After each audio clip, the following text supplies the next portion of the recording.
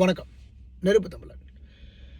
அஜினாமோட்டோவை அள்ளி கொட்டும் அமெரிக்காவில் எனக்கு தெரிஞ்சு உலகத்திலேயே அதிக அஜினாமோட்டோ பயன்படுத்தப்படுகின்ற ஒரு நாடு அமெரிக்கா தான்.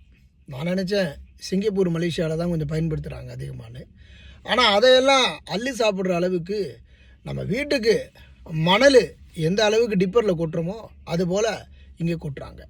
ஒவ்வொரு கடைகள்லையும் உப்பு 4 மூட்டை இருக்குது அப்படின்னா அஜினாமோட்டோ 10 மூட்டை இருக்குது. அப்படிப்பட்ட ஒரு நிலை இருக்குது.